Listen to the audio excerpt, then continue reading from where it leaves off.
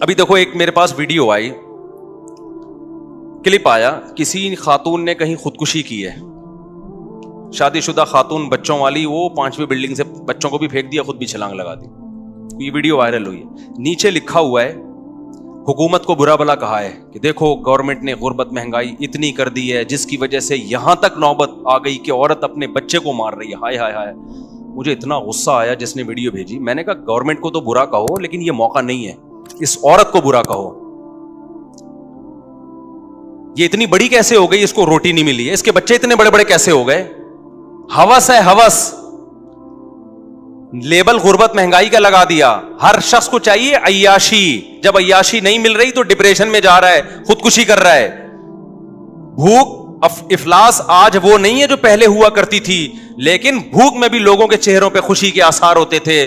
مل جاتا اللہ کا شکر ادا کرتے, نہیں ملتا صبر کرتے, یار صبر کا ثواب لیں گے. اب کیا ہے, کمپٹیشن, تقابل. اس کے پاس لینڈ کروزر, میں رکشے میں گھوم رہا ہوں, اس کے پاس آئی فون, میرے پاس سستا موبائل. یہ جو تقابل ہے جس میں گورے نے ہمیں ڈالا ہے, انہوں نے دولت دولت دولت. گورا دنیا کو مسافر خانہ سمجھتا ہے. آپ کی یونیورسٹیوں میں جو پروفیسر پڑھا رہے ہیں وہ تو یورپ امریکہ سے پڑھ کے آتے ہیں, وہ دنیا کو مسافر خانہ تھوڑی سمجھتے ہیں. ہر وقت آپ کو پیسہ پیسہ پیسہ, معاشی ترقی. ہماری سیاسی تنظیمیں وہ بھی یہی بات کرتی ہیں, ملک میں معیشت معیشت. مذہب کو انہوں نے کیا کر دیا, اللہ کی رضا کو اپنی ڈکشنری سے نکال دیا. معیشت, ہر آدمی کے دماغ میں جو کھوپڑی میں جو جرثومہ گھسا ہوا ہے وہ کیا ہے کہ میں نے دولت کمانی ہے. میرا بھانجا پڑھتا ہے نا یونیورسٹی میں, بتاتا رہتا ہے کہ ہر لڑکا پیسہ کمانے کی بات کر رہا ہے, جس کے پاس پیسہ نہیں ہے وہ ڈپریشن میں جا رہا ہے, پاگل ہو رہا ہے. وہ نہیں آ رہی میرا خیال ہے بات سمجھ میں. ابے تو کما کے کیا کرے گا, اب تو جانا قبرستان تو جا کے دیکھنا. تو ہمارے نبی نے پیسہ کمانے کی ترغیب بھی دی, لیکن ساتھ ساتھ قبرستان جانے کی بھی ترغیب دی ہے.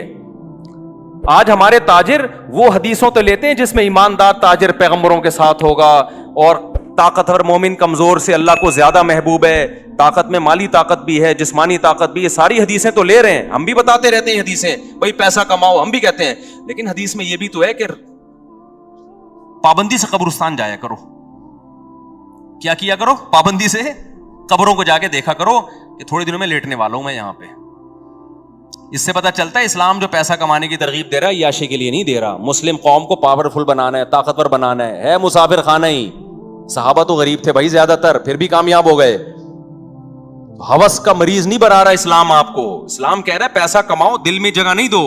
دل میں دنیا کیا ہے, مسافر خانہ. بار بار جو میں مثال دیتا ہوں, آپ بزنس کلاس میں جاؤ ٹرین میں, اچھا سفر گزرے گا آپ کا, لیکن اس بزنس کلاس سے دل تھوڑی لگاؤ میرے بھائی کہ یہ سیٹیں کتنی اچھی اور یہ ایئر کنڈیشن ہائے, میرا دل ہی نہیں چاہ رہا میں یہاں سے اتروں. جہاز میں جا رہے ہو, ایئر ہوسٹس پہ دل آ گیا آپ کا, یار میری والی تو ہے نہیں, یہ کتنی اچھی بٹن دباؤ, چائے پیش کر رہی ہے, شربت پیش کر رہی ہے, میں نہیں جا رہا, میں نہیں جا رہا. اگلا بولے گا بھائی تو پاگل ہے کیا, یہ مسافر خانہ ہے بھائی. تھوڑی دیر کے لیے تیرے پاس پیسہ زیادہ تھا تو چل جہاز میں آ گیا, ورنہ بس میں چلا جاتا.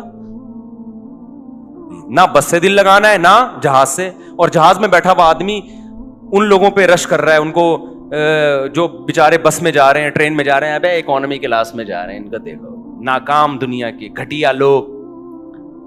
تو عقل مند کیا کہے گا, بھائی منزل 24 گھنٹے کے بعد تو بھی وہیں پہنچے گا جہاں تو 1 گھنٹے میں جہاز میں پہنچ رہا ہے. منزل دونوں کی کیا ہے, سیم ہے. تو سفر پہ تھوڑی فخر کیا جاتا ہے. تو پیسہ پیسہ پیسے کی بکواس تو بہت ہو رہی ہے. یونیورسٹیوں میں جاؤ نا, ہمارے زمانے میں وہ ماحول تھا, اب تو اور آگے جا چکا ہے. ہر وقت پیسہ پیسہ پیسہ, ترقی ترقی ترقی ترقی. کوئی یونیورسٹی میں پروفیسر یہ نہیں بتا رہا کہ دنیا مسافر خانہ ہے, بیٹا اس سے دل مت لگاؤ. کوئی پڑھ لیا ٹھیک ہے, نہیں پڑھا تو بھی کوئی ٹینشن نہیں, ٹماٹر بیچے وہ, کچھ نہیں ہوتا بیٹا. یہ ٹماٹر بیچنے والے ناکام نہیں ہیں. اگر یہ ایمانداری سے بیچیں گے, یہ قیامت میں ان کے چہرے سفید ہوں گے, تمہارے کالے سیاہ ہوں گے. کوئی پروفیسر بتا رہا ہے یونیورسٹیوں میں, یہ باتیں تو بہت کی جاتی ہیں کہ یہ باتیں کوئی مولوی نہیں بتاتا. یہ بھی تو کہو یہ باتیں کوئی پروفیسر نہیں بتاتا. نہیں, یہ بات میرا خیال ہے علماء پہ تو طنز بہت ہوتا ہے. میں یہ بات بتا رہا ہوں, کوئی مولوی نہیں بتائے گا. لیکن کچھ اچھی باتیں ہیں جو پروفیسروں کو بھی بتانی چاہیے, لیکن کوئی پروفیسر نہیں بتاتا. خود پروفیسر ڈپریشن میں نفسیاتی ڈاکٹر خود ڈپریشن میں جا رہے ہیں, کیونکہ وہ کہہ رہے ہیں ہم نے نفسیات پڑھی تھی اتنی محنت سے کہ ہم لوگوں کو ڈپریشن سے نکالیں گے اور اس کے ہم پیسے لیں گے. لوگ ڈپریشن میں جا ہی نہیں رہے, ان کو اس بات کی ڈپریشن ہو رہی ہے, پیشنٹ ہی نہیں آ رہے, یا سارے ڈپریشن میں جا رہے ہیں لیکن وہ ادھر اس کو اس بات کی ڈپریشن ہو رہی ہے کہ پبلک ڈپریشن میں کیوں نہیں آ رہی ہے. یار نہیں بھی ہو رہی تو ہوگی نا اس بات کی اس کو, اگر بالفرض نہیں ہو رہی تو کسی ڈاکٹر کو اگر ڈپریشن کے مریض نہ ملے تو وہ تو اسی پہ ڈپریشن میں نے یار پڑھا ہوا سارا میرا برباد ہو گیا. میرے پاس آئے گا میں کہوں گا کوئی بات نہیں ٹماٹر بیچ یار, تو ٹھیلا لگا, تو نے نفسیات پڑھی ہے اور کوئی تجھے نفسیات کا پیشنٹ نہیں مل رہا, یا مل تو رہے ہیں لیکن وہ تو ان کا علاج نہیں کر پا رہا, وہ کہنے ہم پھر بھی ٹھیک نہیں ہو رہے, ہم نہیں آ رہے, یا تجھے تمہاری مرضی کی فیس نہیں دے رہا, تو تم یہ کام چھوڑ کے کیا لگاؤ, ٹماٹر بیچو. نفسیاتی ڈاکٹر کر لے گا, کہہ رہا ہے بھائی میں ڈپریشن سے مر جاؤں گا. ابے تو اس کا مطلب جب تو خود اپنے آپ کو ڈپریشن سے نہیں بچا سکتا تو دوسروں کو کہاں سے بچائے گا تو. اصل ڈپریشن سے بچانا یہ نہیں ہے کہ ٹماٹر والے کو لینڈ کروزر میں ڈال دو, پھر تو سارے ڈپریشن سے نکلیں گے. اصل تو یہ ہے کہ جس حال میں, کیونکہ خدا ہم سے اپنی مرضی کے مطابق معاملہ کرتا ہے, ہماری چاہتوں کے مطابق معاملہ. ہر ٹماٹر والا چاہتا ہے کہ میں لینڈ کروزر میں گھوموں, لیکن خدا کی مرضی ہوتی ہے تو گھما دیتا ہے, نہیں ہوتی تو نہیں گھما. تو نفسیاتی ڈاکٹر کا کام یہ نہیں ہے کہ جو غریب ہے اس کی ڈپریشن پیسے دے کے ختم کرے, اس کا کام یہ کہ غریب کو غربت ہی میں ڈپریشن سے بچائے. تو کوئی نفسیاتی ڈاکٹر سے پوچھ لے کہ حضرت اگر آپ غریب ہو گئے تو یہ فارمولا آپ پہ فٹ ہوگا, وہ کہے گا ہاں تو آپ کو ٹھیک ہے, آپ یہاں سے نکلو, ٹماٹر بیچو, آپ ٹماٹر بیچو. ٹھیک ہے, کوئی یہ صحیح نہیں ہے کہ کلینک بند کر کے وہ ٹماٹر بیچے, لیکن حالات ایسے آ سکتے ہیں کہ نہیں آ سکتے. آپ اس سے یہ کہیں کہ فرض کریں ڈاکٹر صاحب اگر آپ غریب ہو گئے اور سارا مال آپ سے چھن جائے, کلینک بند ہو جائے اور آپ کو ٹماٹر بیچنے پڑے, تو جس چیز کے ذریعے آپ سامنے والے کو موٹیویٹ کر رہے ہو وہ کہانیاں سنا کے آپ اپنی آپ کو موٹیویٹ کر سکتے ہو اس وقت, تو اس کا ضمیر کہے گا بالکل بھی نہیں. اس کا مطلب ان دلوں میں تیل بولو نہیں ہے. اسلام نے بتایا بھائی قبرستان جاؤ, ٹھیک ہے نا, بولو یار ٹماٹر بیچ کے بھی ادھر ہی آنا ہے, خزانے کما کے بھی ادھر ہی آنا ہے. اور کتنی پیاری مثال دی ہے قرآن میں, مجھے تو اتنا مزہ آتا ہے یار. ہم جب مولوی بنے نا تو ہمارے لیے, میں اس پہ اس لیے بھی زیادہ بولتا ہوں, ہمارے لیے یہی چیلنج تھے, تو ہمیں یہی چیزیں سمجھا دی حضرت نے ہمارے لیے. تو میں تو بالکل ہمارے خاندان میں پہلے تو علماء گزرے ہیں, لیکن یہ جو نئی جنریشن ہے اس میں تو مولوی بننا ایک بہت بڑا عیب سمجھا جاتا ہے. اب میرے خاندان میں میرے کزن آرمی میں آفیسر ہیں, 2 کزن ہیں میرا خیال ابھی کرنل بن گئے ہوں گے, اور ڈاکٹر ہیں, انجینئر ہیں, اچھے, ہمارا ایجوکیٹڈ خاندان ہے, پڑھا لکھا خاندان ہے. مجھے خیال آیا مولوی بننے کا. جب میں مدرسے گیا تو سب سے بڑا سوال یہ ہے کوئی ڈگری کیا ہوگی آپ کے پاس, اس کی ویلیو کیا ہوگی, پیسہ کیا ہوگا, کماؤ گے کہاں سے, کھاؤ گے کہاں سے. سب سے بڑے سوالات ہی بڑے بڑے پہاڑ تھے سوالوں کے. تو ہمارے حضرت فرمایا دنیا کیا ہے بھائی, مسافر خانہ ہے, ٹھیک ہے نا. ہم نے اس وقت سے انجوائے کر رہے ہیں الحمدللہ, اور انجوائے کے نام پہ منہ بھی چڑھا رہے ہیں لوگوں کا, انجوائے کے نام پہ. ابھی کچھ دن پہلے میں کسی مولوی صاحب کے پاس بیٹھا ہوا تھا, انہوں نے کہا یار تم کیا کرتے ہو. میں نے کہا مجھے تو اللہ نے ایسے کھلایا ہے کہ میں آگے آگے بھاگ رہا ہوں, رزق میرے پیچھے پیچھے بھاگ رہا ہے. مجھے تو اللہ نے ایسے کھلایا بھائی. ہم نے تو ابھی تک اللہ کا شکر ہے مولوی بنتے ہوئے بھی غربت نہیں دیکھی. آپ کہہ سکتے ہو شاید جب میں مولوی بن رہا تھا مدرسے میں 8 سال, تو کروڑوں روپے مجھے گھر سے جیب خرچی ملتی تھی. میں جب بتاتا ہوں نا اپنے پرانے حالات کہ میرے پاس اس کے پیسے بھی نہیں تھے, اس کے پیسے بھی نہیں تھے, اس کا مقصد یہ نہیں ہوتا کہ میں اس وقت اپنے آپ کو غریب سمجھتا تھا. الحمدللہ میں اس وقت بھی اپنے آپ کو دولت مند سمجھتا تھا کہ میری ضرورت اتنی بھی نہیں ہے, پھر بھی مجھے اللہ یہ ضرورت پوری کر رہا ہے. نہیں ہے یہ بات, میرا خیال ہے. ہم جب مدرسے میں گئے, دوپہر کھانا 11 بجے لگتا تھا وہاں پہ. میں سوچتا تھا کہ یار میرے تو یہ بھی اوقات نہیں تھی کہ مجھے دوپہر کھانا ملے. کھانا کیا کر رہا ہے, مل رہا ہے مجھے, اور مزہ بھی آ رہا ہے کھانے میں. تو اللہ نے میری یہ ضرورت, حالانکہ اس کھانے کے ہم پیسے بھی جمع کراتے تھے, میرے والد صاحب پیسے دیتے تھے اس کھانے کے. یار اللہ مجھے کھانا کھلا رہا ہے, حالانکہ میں جاب نہیں کر رہا, میں تو پڑھ رہا ہوں, پھر بھی مجھے تو ایک وقت کا کھانا. یہ سوچ سوچ کے خوش ہوتا تھا کہ میں 20 سال کا ہو گیا, 18 سال کا ہو گیا, اس وقت تو مجھے چاہیے تھا کہ میں اپنا خود کماؤں, لیکن میری ذمہ داری میرے ابا پورا کر رہا ہے بھائی. وہ کھانے کے پیسے جمع کرا رہا ہے اور ہم فری پھوکٹ میں کیا کر رہے ہیں, کھا رہے ہیں. اس پہ خوش ہوتا رہتا تھا میں. نہیں آئی میرا خیال ہے بات. آج کسی نوجوان کو روزگار نہ ملے, ابا پراٹھے بھی کھلا رہا ہوگا نا, کھمبے سے جا کے چپکے گا, ہائے روزگار. ابے تو روزگار نہیں ہے, تیری بیسک ضرورت تو بہرحال پوری ہو رہی ہے نا. میری بیسک ضرورت تھی اس وقت کہ مجھے 2 ٹائم کا کھانا چاہیے تھا, اور 18 سال 20 سال میں بھوک بھی ٹائٹ لگتی ہے آدمی کو. مجھے 2 ٹائم کا کیا چاہیے تھا, کھانا. مجھے مدرسے میں وہ مل رہا تھا, میں اس پہ خوش ہوتا تھا, یار اللہ کا دیا بہت کچھ ہے یار. اور بھوک لگتی تھی, 11 بجے ہوتا تھا کھانا, کیونکہ پھر قیلولہ ہوتا تھا, اور ایک عشاء سے 20 منٹ پہلے, آدھا گھنٹہ پہلے. ایسی بھوک میں تگڑ تگڑ بھاگتے تھے ہم کچن کی طرف نا. کبھی دال پکی ہوتی تھی, ایک دن دال تھا, ایک دن سبزی تھی, ایک دن ہفتے میں ایک دن گوشت تھا, کدو تھے, اور اللہ بھلا کرے کڑی پکتی تھی ایک دن منگل کے دن. اب تک جامع رشید میں منگل کو کڑی پکتی ہے. بھوک لگتی تھی, بڑا مزہ آتا تھا کھانے میں. حالانکہ گھر میں ہم اس سے زیادہ اچھے کھانے کھانے کے عادی تھے, لیکن پورا ہفتہ ہم مدرسے میں ہی رہتے تھے. ہمیں تو اس پہ خوشی, یار ہم کچھ کر نہیں رہے پھر بھی فری پھوکڑ کا کیا مل رہا ہے, ابا کے خرچے پہ کیا مل رہا ہے, کھانا. اور ابا کی محبت بھی پھوٹتی تھی دل میں. ایک ایک نوالے پہ ابا کو یاد کرتے تھے, یار یہ ابا ہے جو ہمیں کھلا رہا ہے. آج ابا خدا کی قسم بچوں کی تعلیم پہ لاکھوں روپے خرچ کر رہا ہے, اور بیٹا باپ کو باپ ماننے کے لیے تیار نہیں ہے, پھر بھی ناشکری کرتا ہے, ابا تو نے میرے لیے یہ کیا, تو نے میرے لیے کیا کیا. اس جو ابا نے ہمیں کھلایا نا 8 سال, ابا نہ دیتے تو مدرسہ اپنے خرچے پہ کھلاتا ہمیں, لیکن ہمارے ابا نے کہا بھائی میرے پاس ہے تو میں اپنے بیٹے کو اپنے خرچے پہ کھلاؤں گا. ویسے تو مدرسے میں طلباء کے لیے جو لوگ آتے ہیں پیسے دیتے ہیں تو طلباء اس پیسوں سے کھاتے ہیں, لیکن ابا نے بولا بھائی جب میرے پاس ہے تو میں کیوں, ہم اس پہ خوش ہو رہے ہیں, یار ابا ہمیں 2 ٹائم کا کیا کر رہے ہیں, ابا کے خرچے پہ ہم کھا رہے ہیں. اتنا اللہ کا شکر ہے, دل بڑا ہوتا تھا یار ابا کے. اور پھر میں نے سوچا یار اگر میری کمائی لگی تو ساری تنخواہ ابا کو دیا کروں گا میں. نہیں یہی بات میرا خیال ہے. آج جب نوجوان کو دیکھتا ہوں نا میں, یار باپ تمہاری تعلیم پہ لاکھوں روپے خرچ کر رہا ہے, گیس کا بل تمہارا باپ دے رہا ہے, بجلی کا بل تمہارا باپ دے رہا ہے, گھر تمہارے باپ نے تمہیں دیا ہوا, یہ سارا کچھ ذرا اپنے خرچے پہ کر کے دکھاؤ نا چند دن. پھر بھی باپ کے سامنے بدتمیزی, پھر بھی اس کا عیب نکالتے ہیں. کتنی بڑی نعمت. پھر جمعرات کو جاتے تھے, والدہ سے ملاقات ہوتی تھی, ماں کی الگ محبت ہوتی ہے بھائی. ہم تو اس میں یار اللہ نے اتنی نعمتیں, فیوچر کیا ہے, کچھ بھی نہیں ہے. لوگ پوچھتے تھے مستقبل, ہم نے کہا مستقبل کیا, میں تو حال دیکھنا ہے بھائی. کھا رہے ہیں منڈ کے, دوپہر بھی منڈ کے پھوڑتے ہیں. اس کے بعد پھر کیا ہوتا تھا, رات کے وقت ہم پھر مطالعہ کرتے تھے نا, اسٹڈی کرتے تھے. رات کو پھر ہمیں نیند آنا شروع ہوتی تھی ٹائٹ والی. میرے پاس سونے کی کوئی اتنا سا بستر تھا, 1 فٹ کا چوڑائی اس کی, وہ بستر میں بچھاتا تھا رات کو مسجد کے فرش پہ. ایک چھوٹا سا تکیہ رکھا ہوا تھا, ایسا سوتے تھے گھوڑے بیچ کے, اتنی مزے کی نیند آتی تھی.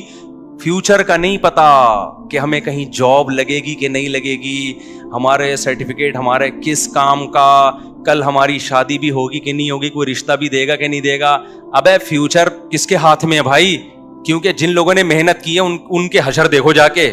یہ تو تقدیر پر ہے, تقدیر میں جو لکھا ہوگا وہ مل کے رہے گا. شادیاں لکھی ہوں گی تو 4 شادیاں ہو کے رہیں گی, نہیں لکھی ہوں گی تو کنوارے ہی گھومتے رہو گے. پیسہ لکھا ہوگا تو آئے گا, نہیں ہوگا تو ہم نے وہ کام کرنا ہے جس میں اللہ کی رضا ہو. تو ہم نے کہا یار ہم نے اپنے آپ کو دین کی خدمت کے لیے وقف کر دیا, کوئی بات نہیں, انجوائے کرو لائف کو, کیا کرو. اچھا دوسرے سڑ رہے ہوتے تھے, ہمیں خوش دیکھ کے نا دوسرے سڑتے تھے کہ بھائی ڈھیلا ہے نہیں, ان کی جیب میں جب بھی ہاتھ ڈالو خالی جیب نکلتی ہے.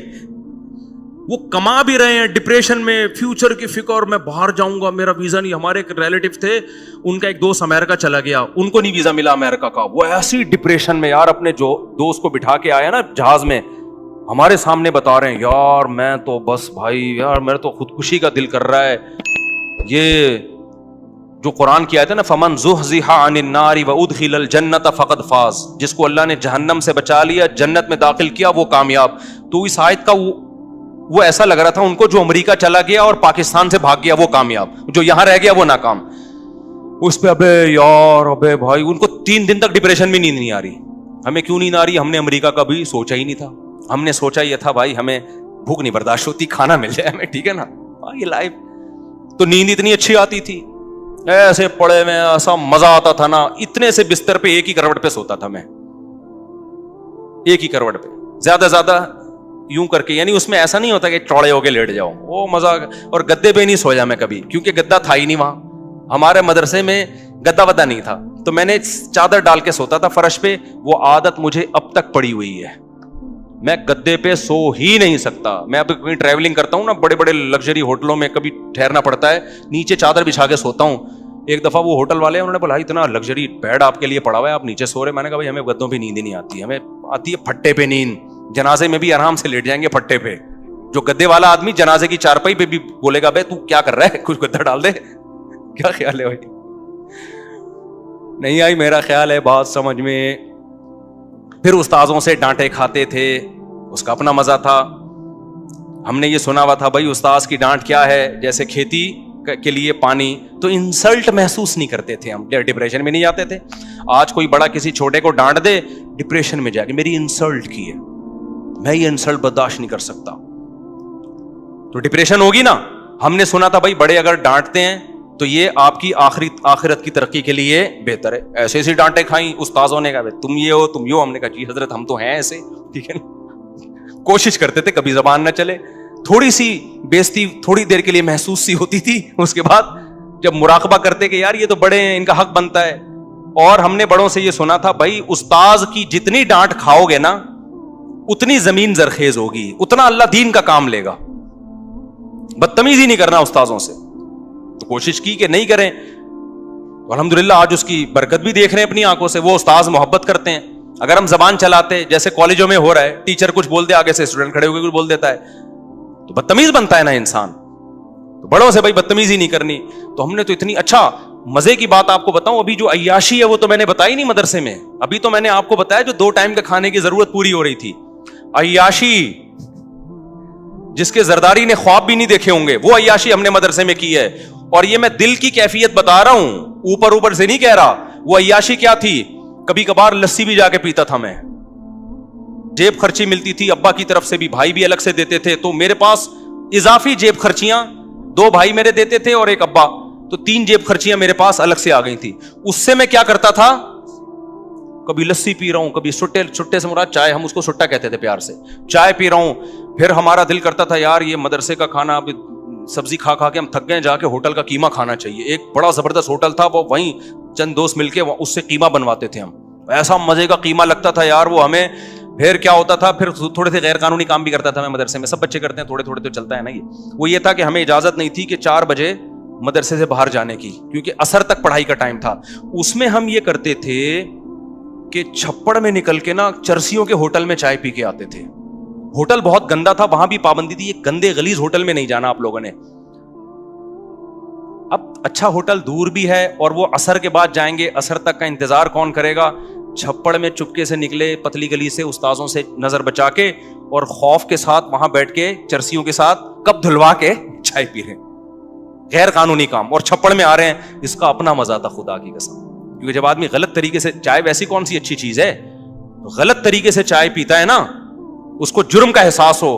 اس چائے کا مزہ آج تک ہمیں اب تک نہیں آیا, کیونکہ احساس ہوتا تھا غلط کر رہے ہیں. تو یہ بھی ایک مزہ ہے بھائی. چھپڑ میں چپ کے آ کے بیٹھ گئے ایسے گھنڈے بن کے, جیسے پتہ نہیں مطالعہ کر کے نا تھک گئے بہت زیادہ. چھوٹی سی, اس سے زیادہ نہیں شرارت کی ہم نے الحمدللہ مدرسے میں. تو اس کو ہم سمجھتے تھے کیا ہے عیاشی. ہمارے دوست تھے, ہم ان کے ساتھ کیا کرتے تھے, ایک دور جو ہے نا ریڑی پہ کلیجی بناتا تھا بڑی ٹائٹ, وہاں جانا بھی انلیگل تھا, گورنمنٹ کی طرف سے, مدرسے کی طرف سے پابندی تھی. اب ہمارے پاس پیسے ہوتے تھے یار, کچھ تو کھائے نا باہر جا کے. تو ہم کیا کرتے تھے, چھپڑ میں نکل کے ایسے منہ پہ رومال ڈال کے وہ کلیجی والے سے ریڑی میں کلیجی بنوائی, چھپڑ میں بیٹھ کے کھایا اس کو. بڑی مزے کی بناتا تھا وہ, ایسا مزہ آتا تھا. آپ کہہ سکتے ہو مفتی صاحب غریب خاندان کے ہو گئے آپ بہت زیادہ, اس لیے آپ کو کلیجی کھانے میں مزہ آ رہا ہے. میں نے اپنے خاندان کا انٹروڈکشن آپ کو پہلے کروا دیا. اس کا خاندان سے تعلق نہیں تھا, ہمارے گھر میں سب کچھ تھا کھانے پینے کو. 200 گز کا بڑا گھر تھا ہمارے ابا کا, اور خاندان کا بھی میں نے انٹروڈکشن کروا دیا. اصل میں جو مفتی رشید احمد صاحب ہمارے شیخ تھے نا, انہوں نے بتایا تھے دنیا کیا ہے, مسافر خانہ. لہذا ہمیں اس میں ریڑی کی کلیجی بھی بڑی مزے کی لگ رہی تھی, اور دکان کی لسی کا ہمیں مزہ آ رہا تھا, اور چرسیوں کی چائے کا ہمیں. اچھا اس ہوٹل میں بڑے مزے تھے. چرسی نا ہیروئن چی تھے, چرسی نہیں, بیٹھے نا جھوم رہے ہوتے تھے. انہیں دیکھ کے ہماری تھوڑی بہت جو پڑھائی کی ٹینشن ہے وہ ختم ہوتی تھی. یہ جو میں بیانات میں اتنا ہیروئنچیوں کا, چرسیوں کا تذکرہ کرتا ہوں نا, کیونکہ میں نے اس ہوٹل میں بہت دفعہ ہیروئنچیوں کے ساتھ بیٹھا ہوں. اللہ کا شکر ہے لگایا نہیں ہم نے کبھی. ہم باہر جا کے پہلے اپنے کپ دھلواتے تھے کہ ابے ایسا نہ ہو کہ تو وہ تو مجبوری تھی نا, دور جانے کی اجازت نہیں تھی ہمیں. اجازت تھی لیکن ٹائم پہ, ہم تو غیر قانونی ٹائم پہ جا رہے تھے. تو وہاں ہیروئنچیوں کو ہم دیکھتے تھے, کوئی ادھر گر رہا ہے, کوئی ادھر گر رہا ہے, ایسی ایسی باتیں پھینک رہے ہیں یار, اس کو انجوائے کرتا ہے آدمی. خدا کی قسم فیوچر کا کچھ پتا نہیں تھا. یہ بھی نہیں پتا تھا کسی مدرسے میں بھی ملازمت ملے گی کہ نہیں ملے گی.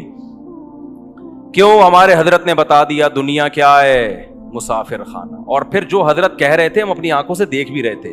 حضرت کے پاس نوٹوں کی گڈیاں آتی اتنی بڑی بڑی, زمینوں سے پیداوار آتی. حضرت فرماتے ساری صدقہ. ساری کیا ہے؟ صدقہ. حضرت فرماتے تھے میں ریا اس لیے کر رہا ہوں آپ لوگوں کی تربیت کے لیے, یہ کام میں چھپا کے بھی کر سکتا ہوں. تو حضرت نے کہ اپنا ذاتی گھر بھی نہیں بنایا, پھر آخر عمر میں اپنی اہلیہ کے لیے ایک فلیٹ خریدا تھا. اور حضرت کیا کرتے تھے, جو آ رہا ہے مال صرف اپنا مہینے کا جو خرچہ ہے نا وہ حضرت بچاتے تھے. گیس کا بل, بجلی کا بل, اور کھانا بڑا ٹائٹ ہوتا تھا حضرت کا. ناشتے میں سیب, ہاف بوائل انڈے, اور پھر دوپہر کا کھانا, رات کا کھانا, وہ بڑا لگژری, لباس لگژری. لیکن حد ہوتی ہے نا ایک چیز, ہر چیز کا جو منتھلی خرچہ ہے وہ رکھا. باقی حضرت کہتے ہیں میں گنتا نہیں کہ لاکھ روپے, کروڑ روپے, ارب روپے, سارے کیا فی سبیل اللہ. مسافر خانہ ہے بھائی, نکالو. نہیں ہے ہمارے خیال بات سمجھ میں. کھایا اچھا کیونکہ مسافر خانہ ہے, تو اگر بزنس کلاس میں چلے جاؤ تو اچھی بات ہے نا, کیا خیال ہے. لیکن دل نہیں لگایا. بزنس کلاس میں آپ کو چیزیں مل رہی ہیں, آپ نے جیبوں میں ڈالنا شروع کر دی کہ میں منزل پہ لے گیا. ابے بھائی یہیں کھاؤ پیو, ہلکے پھلکے ہو کے منزل پہ چلے جاؤ. سمجھ. تو ہم دیکھ بھی رہے تھے حضرت کو کہ جو کہہ رہے مسافر خانہ ہے تو سمجھ بھی رہے ہیں. اور جس دن حضرت کا انتقال ہوا, مدرسے کے گھر سے حضرت کا جنازہ اٹھائے. حضرت کا اپنا ذاتی گھر نہیں تھا. ہم نے کہا حضرت اچھے رہ گئے کہ جتنا آیا صرف ضرورت کا رکھا, اور اتنا رکھا جس سے لائف اچھی گزر سکے. حضرت کے گھر میں ایئر کنڈیشن بھی تھا, حضرت کے گھر میں مہنگے مہنگے عطر تھے, وہ سب حضرت کے پیسوں کے خریدے. بہت سے ہدیے بھی آتے تھے, اور حضرت کا لباس بہت اچھا, پگڑی بہت اچھی, اور ہر چیز بہت اسٹینڈرڈ. گاڑی ایسی خاندانی کہ آپ کی سوچ ہوگی. وہ میں بتاتا ہوں نا, کویت کے شہزادے سے گاڑی خریدی تھی. ہر چیز اچھی, بچانا نہیں ہے کیونکہ مسافر خانہ ہے. نہیں ہے بات. تو جو آ رہا ہے نکال رہے ہیں, جو آ رہا ہے کیا کر رہے ہیں, نکال رہے ہیں. تو جب حضرت کا انتقال ہوا, ہم نے کہا بھائی یہ خوش قسمت ہے. کیا خیال ہے؟ اب واقعی پتہ چل گیا یہ کیا تھا, مسافر خانہ. ہم نے جنازہ اٹھایا, وہیں ہم نے جنازہ پڑھایا, ہم نے خود اپنے ہاتھوں سے دفنایا, اور ہمیں یقین ہو گیا بھائی واقعی یہ کیا ہے. بولو مسافر خانہ ہی. اچھے رہ گئے جو آخرت کے لیے بھیج دیا. نبی صلی اللہ علیہ وسلم گھر تشریف لائے نا, حضرت عائشہ سے پوچھا کہ کچھ کھانے کو ہے. فرمایا کہ کچھ ہدیے میں کچھ گوشت آیا تھا, کوئی سیری وغیرہ آئی تھی, تو یہ رہ گیا ہے, یہ باقی ہے, باقی سارا میں نے صدقہ کر دیا. یار غربت کتنی تھی, اس میں صدقے ہو رہے ہیں. اور آج جو کھمبوں سے لٹک رہا ہے نا بے روزگاری میں, خدا کی قسم وہ اس غربت کا تصور نہیں کر سکتا جس غربت میں صحابہ رہے ہیں. اچھا اس زمانے میں جب میں پہلی حدیث مکمل کر دوں, نبی نے فرمایا کہ عائشہ گھر میں کچھ ہے, انہوں نے فرمایا یا رسول اللہ یہ تھوڑا باقی رہ گیا, باقی صدقہ. آپ نے فرمایا جو صدقہ کیا وہ باقی رہ گیا, یہ ختم ہو جائے گا. اصل باقی وہ رہ گیا جو کیا کر دیا ہے, صدقہ. مسئلہ سارا یہ ہے کہ نہ نفسیاتی ڈاکٹر دنیا کو مسافر خانہ سمجھنے کے لیے تیار ہے, گورا تو ویسے ہی نہیں سمجھتا, نہ ہم سمجھنے کے لیے تیار ہیں. تو ڈپریشن تو میرے بھائی ہوگی. نسوا اللہ فانساہم انفسہم. اللہ کہتا ہے جو اللہ کو بھولے گا نا, میں سب سے پہلے اسے اپنا آپ بھلاؤں گا. وہ اپنے فائدے کی چیزیں بھول جائے گا, ہوس میں دولت کے پیچھے بھاگے گا وہ پاگلوں کی طرح, اور اس سے ریلیشن کیا ہوں گے, ختم. جب آپ گھسیٹنے کی فکر کرتے ہو اس سے محبتیں ٹوٹتی ہیں, جب دیتے ہو تو محبتیں بڑھتی ہیں. حاتم طائی کا نام لوگ محبت سے لیتے ہیں نا, دیتا تھا, لیتا تھوڑی تھا لوگوں سے. ہمارے نبی کے ہاتھ پہ کتنے عرب کے بڑے بڑے سردار اس بیس پہ مسلمان ہوئے کہ ہم نے ان کو ایسا سخی دیکھا اتنی غربت میں. یہ واقعی اللہ کے نبی ہیں, یہ دنیا کو واقعی مسافر خانہ سمجھتے ہیں. تو وہ کیا بات کر رہا تھا, ایک دم ذہن سے نکل گئی. ہاں تو میں عرض کر رہا تھا کہ پتہ نہیں ایک بات دماغ میں آئی تھی, واقعہ آیا تھا, وہ دماغ سے ہی نکل گیا. تو یہ جو بے روزگاری میں خودکشیاں ہو رہی ہیں, بے روزگاری نہیں ہے, یہ عیاشی کے شوقین ہیں. ہاں میں یہ بتا رہا تھا کہ جب ہم ایسی ہمارے حالات تھے نا کہ مدرسے میں ایک دن ٹائم پہ دال کھا رہے ہیں, رات کو کڑی کھا رہے ہیں, ٹھیک ہے, وہ بڑی مزے کی کڑی ابھی بھی ہوتی ہے, بڑی ٹائٹ کڑی ہوتی ہے. تو اس وقت مالدار لوگ مجھ سے آ کے پوچھتے تھے کہ حضرت پیسوں کی بڑی ٹینشن ہے, ڈپریشن میں جا رہا ہوں, بے روزگاری ہے. میں ان سے پوچھتا تھا کہ آپ کتنا کما لیتے ہو مہینے کا؟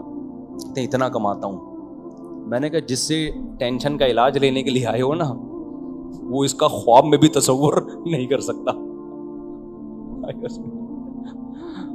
ایک دفعہ کیا ہوا, جو سبزی والا نہیں میرے پیسے لے کے بھاگ گیا تھا, میرے والد صاحب کی ساری وراثت میں نے 3-4 لوگوں کو پیسے دیے, کوئی داڑھی والا, کوئی نمازی, کوئی محراب. جب میرے والد صاحب سے مجھے وراثت ملی, اچھی خاصی ہم بیٹھے بیٹھے مالدار بن گئے. ہمارے ابا نے بنائی بھی ہمارے لیے تھی اسپیشل, کہ میرے بچوں کا میرے بعد کیا ہوگا.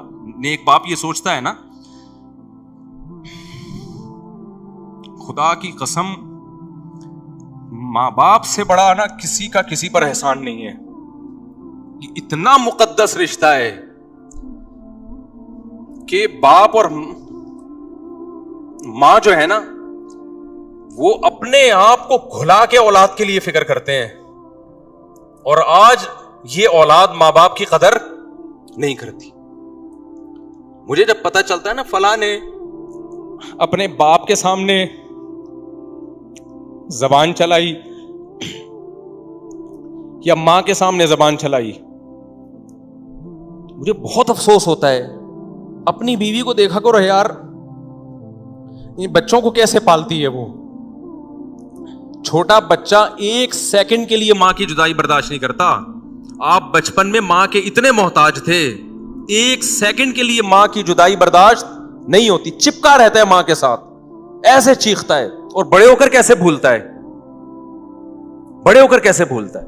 ایک کیس آیا میرے پاس, ایک خاتون نے کہا کہ میرا شوہر نا 2-2.5 مہینے کے لیے اپنی ماں کو میرے گھر لے آتا ہے, یہ 4 مہینے کے لیے. مجھے بڑی تکلیف ہوتی ہے. میں نے کہا خاتون, آپ کا جب بیٹا ہوگا, جس کو آپ اتنی تھا اس کا بیٹا اتنی محبت سے پال رہی ہو, وہ بیوی سے اس طرح وفا کرے کہ اس کی ماں کو ضرورت ہے بیٹے کے ساتھ رہنے کے لیے, اور وہ کہے کہ نہیں میں نے اپنی ماں کو نہیں رکھنا, آپ پہ کیا گزرے گی؟ ماں خود سوچ لیا کرے نا, میں اپنے بیٹے سے کتنی محبت کرتی ہوں. اگر یہ میرا بیٹا بڑے ہو کر بیوی کو مجھ پہ ترجیح دینا شروع کر دے تو میرے دل پہ کیسے آرے چلیں گے. تو یہ سمجھ میں آ جائے گی عورت کی کہ یار کتنا بڑا اللہ نے ماں کا حق رکھا ہے. عورت اپنے اوپر رکھ کے نہیں سوچتی. اور ہمارا کلچر, ہمارے اسکالرز, وہ سب آج اولادوں کو ماں باپ کے خلاف کر رہے ہیں. سوچ نہیں سکتے آپ ماں باپ کے کتنے احسانات ہیں, بھول جاتا ہے انسان. تو میں پتہ نہیں کیا بات کر رہا تھا یہ.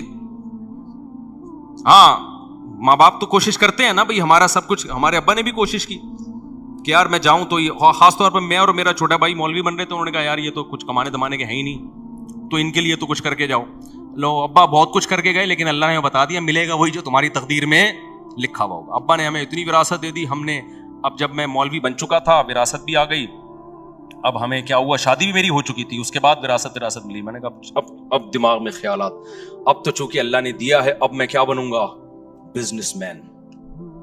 اب ادھر سے بندہ آیا, مفتی صاحب سنا ہے آپ کے پاس بہت پیسے ہیں. اچھا, میں تخصص کر چکا تھا تو لوگ مجھے مفتی صاحب کہنا شروع ہو گئے تھے. فتوے کا جو ہوتا ہے نا نصاب. میں نے کہا جی فرمائیے کیا کام ہے. اچھا, میرے پاس ٹائم تو تھا نہیں کاروبار کرنے کا, میرے پاس تو یہ تھا کہ ہم نے دین کی خدمت کرنی ہے. ابا کا پیسہ آ گیا تو کاروبار میں لگاؤ, 50% تمہارا 50% ہمارا. ابا ہمیں سمجھا کے گئے تھے کہ بیٹا کسی کو پیسہ پکڑا دیا, کسی کا باپ بھی واپس نہیں نکلوا سکتا. اور پھر یہ بھی کہتے تھے یہ بات تمہاری سمجھ میں اس وقت تک نہیں آئے گی جب تک بھگتو گے نہیں, کیونکہ چکنی چپڑی باتوں میں آ جاؤ گے. اور وہی ہوا, ابا سمجھا کے گئے. بہتوں کے ہم نے نہیں دیے, لیکن بہتوں نے داڑھی پکڑی, ابے بھائی مفتی صاحب یہ بزنس ہے, یہ پرانی گاڑی خریدی, ریپیئر کر کے بیچی, 10 تیرے 10 میرے, میٹنگیں شروع. الحمدللہ اللہ کا بڑا فضل ہوا. ایک دن آیا کہ بس میں اس پہ خوش تھا کہ جو ڈبہ ہے نا اس میں آٹا رکھا ہوا ہے, صبح پراٹھے کے پیسے الحمدللہ ہیں. اور ایسا دیوالیہ ہوا ہے نا, اور سارے نیک لوگوں نے. تو آخر میں جو مجھے چونا لگا کے بھاگا ہے نا, جس نے سب سے بڑا نقصان کیا, وہ کہتا تھا, میں اسے کہتا یار میرا بڑا نقصان ہوا ہے, لوگوں کو پیسے دے کے, بڑی داڑھیوں والے بھی دیکھے, اور بعض ایسے بھی دیکھے جن کے تبلیغ میں وقت لگے ہوئے ہیں, بعض ایسے بھی دیکھے جو یوں کرتے ہیں, بعض ایسے بھی دیکھے جن کا بڑا چلتا ہوا بزنس. بھائی میں تو کہتا ہے اصل میں خاندانی آدمی سے کبھی آپ کا مفتی صاحب واسطہ نہیں پڑا. یہ وہ تھا جو سب سے بڑا چونا لگا کے بھاگا تھا. یہ وہ تھا جس نے ایسی ڈس دی کہ اس کے بعد کاروبار گیا ختم, بالکل ہی زیرو پہ. تو یہ کہتا تھا اصل میں ایکچولی مفتی صاحب مسئلہ یہ ہے کہ آپ کو خاندانی آدمی کبھی ملا نہیں ہے, پھر اس نے واقعات کے 28 لاکھ میرے پاس تھے، میں نے پہنچا دیا، وہ پتہ نہیں کہاں سے فون. تو بالآخر ہم نے دینا شروع کیا، اس نے کما کے دینا شروع کیا. میں تھوڑے دنوں میں 2 مہینے میں مالدار ہو گیا. اچھا، اور مجھے یقین آ گیا اب لوگ آ رہے ہیں مفتی صاحب تھوڑا ہمارا پیسہ بھی لگوا دو، اتنا زبردست بندہ ہے یار یہ. جاؤ ایسے تھوڑی، سمجھ رہے ہو؟ میں کہا ایسے تھوڑی بھائی، ہمارا ریلیشن ہے، ہمارا کیا ہوگا اس میں. خیر میں نے کچھ لوگوں کے لگوا دیے، میرا کوئی کمیشن نہیں تھا، میں نے لگوا دی. پھر جو ہوا وہ آپ سب کے میں بیان میں سنا چکا ہوں. اچھا پیسہ اتنا لا کے دے رہا تھا کہ میری سمجھ میں نہیں آ رہا کہ میں گاڑی کرولا کا نیا ماڈل لوں یا شیراٹ کا پرانا ماڈل لوں. میں اس چکر میں گاڑی اور الحمدللہ نہیں لی، ورنہ بیڑا ہی غرق ہو جاتا. سمجھ رہے ہو کہ نہیں سمجھ رہے؟ اب ہوا یہ ہے کہ وہ صاحب جتنا دیا تھا نا اتنا واپس لے کے غائب. وہ دن آج کا دن اس اسٹیمپ پیپر پہ اس کے انگوٹھے لگے ہوئے تھے بہت سارے، کیونکہ جب ہم پیسے دیتے تھے میں کہتا تھا بھائی شریعت میں حکم میں لکھو بھی. اس نے کہا لکھ لو. میں نے کہا شناختی کارڈ. اس نے کہا یہ شناختی کارڈ. میں نے کہا انگوٹھا بھی لگاؤ. انگوٹھا بھی لگا دیا. تو 3-4 سال تک میں وہ انگوٹھے لے کے گھومتا رہا ہوں. کچھ بھی نہیں ملتا بھائی ان انگوٹھوں سے، شناختی کارڈ سے، اسٹیمپ پیپر سے. سمجھ رہے ہو؟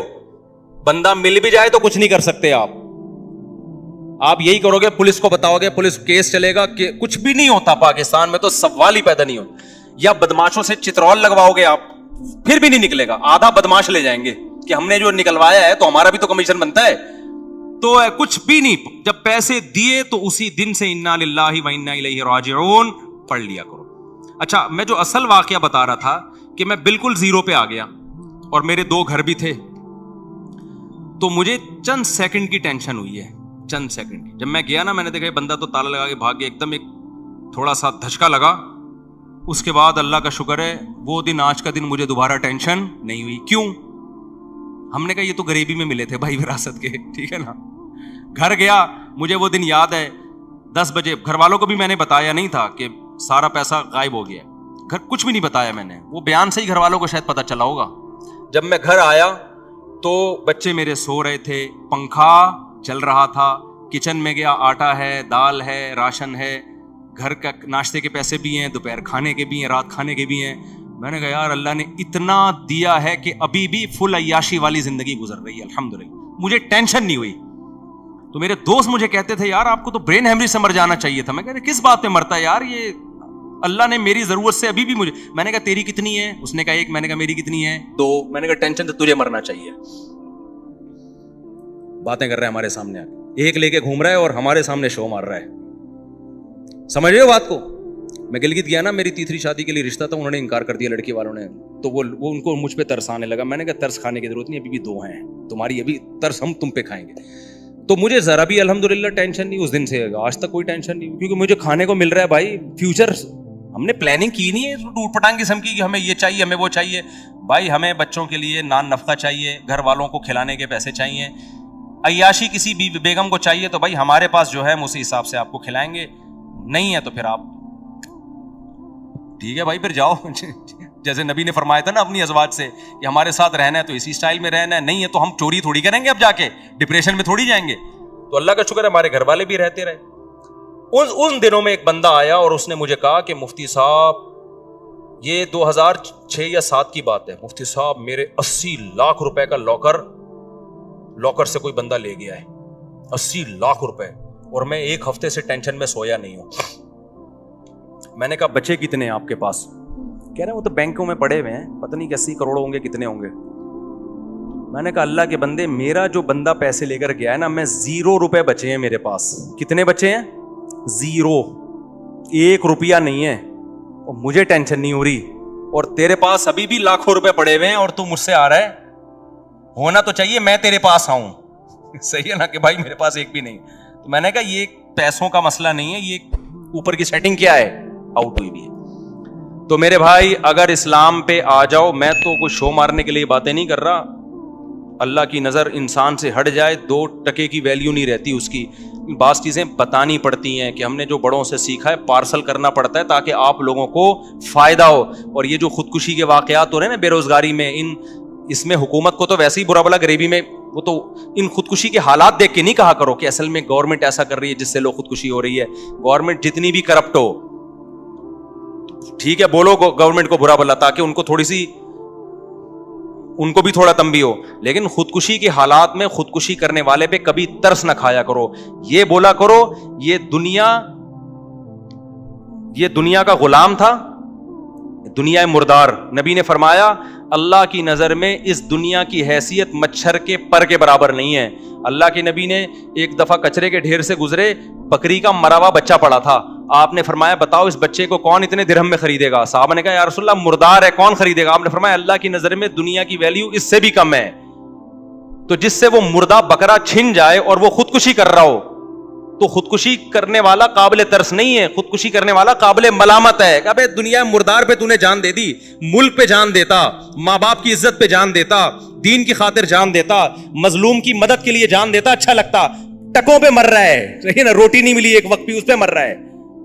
نہیں آ رہی بات میرا خیال ہے سمجھ میں؟ تو یہ خودکشی کرنے والوں پہ ترس نہیں کھایا کرو. مجھے بہت افسوس ہوتا ہے جب نیچے کہا ہائے بیچارے غربت مہنگا ہے. ابے تو بیچاروں پہ کر رہے اس کو, توندے بھری ہوئی ہیں ان کی کمبختوں کی. یہ ہوس ہے, ہوس, زیادہ چاہیے اور زیادہ چاہیے اور زیادہ چاہیے اور زیادہ چاہیے. اور یہ ہوس کا مریض ان کو میڈیا نے بنایا ہے, گورے نے بنایا ہے, غیر مسلموں نے بنایا ہے, اور لبرل لوگوں نے بنایا ہے جو ہر وقت پیسے کے پیچھے بھاگتے ہیں. مذہب آپ کے دل کو سے پیسے کی محبت نکالتا ہے. پیسہ کمانے سے منع نہیں کرتا, پیسہ جیب میں ہونا چاہیے, دل کے اندر نہیں ہونا چاہیے. اور دل سے پیسہ جب تک نہیں نکلے گا جب تک دبا کے اللہ کی راہ میں خرچ نہیں کرو گے. نکالو, ایسے نکالو کہ دل سے نہ لگے کہ دل میں تکلیف ہو رہی ہے. وہ صدقہ ہوتا ہے, تھوڑا سا اندر کیا ہو, زخم ہو کے یار یہ میں کیا کر رہا ہوں. لیکن بیسک ضرورتیں پہلے پوری کرو. اتنا صدقہ نہ کرو کہ آپ بیسک ضرورتوں سے ہی چلے جاؤ نا, وہ تو پھر غلط ہو جائے گا. بیسک جیسے ہمارے حضرت اپنا مہینے کا لگژری خرچہ نکال کے رکھتے تھے, اس میں سیب بھی تھے, ہاف بوائل انڈے بھی تھے, اور سیب یہاں سے ختم ہو گئے تو ٹورنٹو سے آ رہے ہیں, باہر سے امپورٹ ہو رہے ہیں سیب. اور لباس, خوراک, گیس, بجلی, جو بھی بنیادی خرچے ہیں وہ پہلے, اس کے بعد پھر کچھ. میں پھر بھی آپ سے کہتا ہوں جمع بھی کرو, آپ بچوں کے لیے بھی بناؤ, لیکن صدقہ خیرات بھی تو کرو نا. جب آپ صدقہ خیرات کرو گے, اپنی مرضی سے مال کو نکالو گے, تو پھر کسی دن نکل گیا تو غم نہیں ہوگا. وہ کام ہوگا جو آپ پہلے سے کر رہے ہو. ابے کیا ہو گیا, آپ ہزاروں لاکھوں روپے صدقہ کرنے کے عادی ہو, کسی دن ڈاکو نے ہزاروں لاکھوں چھین لیے تو آپ کہو گے یہ تو ہم خود سے کرتے رہے ہیں بھائی, یہ کام ڈاکو نے کر دیا تو کیا بڑا کام ہو گیا, ٹینشن نہیں لگا. تو دنیا مردار کی محبت میرے بھائی نکالنی پڑے گی آپ کو کائنڈلی, اس کے بغیر بات بنے گی نہیں. اور وہ جو میرا ٹاپک تھا وہ وہیں رہ گیا کہ نارمل کون ہے, ایب نارمل کون ہے, ٹھیک ہے نا. تو اسلام ہی آپ کو نارمل بناتا ہے, باقی ساری تحریکیں آپ کو ایب نارمل بنا رہی ہیں.